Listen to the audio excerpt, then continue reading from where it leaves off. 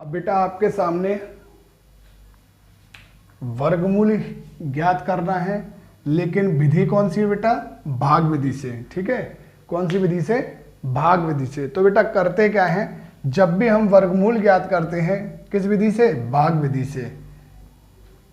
तो बेटा हमेशा आप याद रखना कि पीछे से जोड़े बना लेते हैं।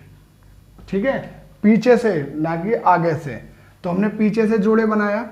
अब ये संख्या कितनी है? 44। तो बेटा करते क्या है, जो आपके सामने वर्ग दिखाई दे रहे हैं कि 1 का वर्ग 1, 2 का वर्ग 4, तो देखते हैं कि 44 से ज़्यादा किसी का वर्ग जाना नहीं चाहिए। जैसे कि आपको पता है कि 7 का वर्ग कितना होता है? 49। तो कम कितना हुआ? 6। तो हम कितने का भाग देंगे इसमें? 6 का। कितने का देंगे बेटा? 6 का। तो 6 6 कितने होते हैं? 36। कितने होते हैं बेटा? 36।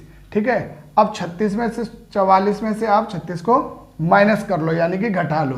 तो 14 में से 6 गए तो बेटा कितने बचे? 8। 1 यहाँ पहुंच गया, तो यहाँ तो 3 में से 3 गए तो कुछ नहीं बचा। इसी 6 को इसके नीचे लिख लेते हैं। 6 और 6 कितने हो गए बेटा? 12। यहाँ से हम इस डिजिट को उतार लेते हैं। अब करते क्या है, ये जो आपको संख्या दिखाई दे रही है, क्योंकि 12 का भाग 8 में तो जाएगा नहीं, तो 88 में देंगे। तो 12 का पाड़ा पढ़ेंगे, 88 से ज़्यादा नहीं जाए। तो 12 कम 12, 12 दूनी 24, 12 तिया 36, 12 चौक 48, 12 पंजे 60, 12 चिंग 72, 12 सत्ते 84 और 12 अट्ठे 96 ज़्यादा हो गया। तो 12 सत्ते 84। यानी कि अगर हम 12 में, यानी कि यहाँ पर हम 7 लेते हैं। ठीक है, क्योंकि 12 सत्ते कितना होता है बेटा?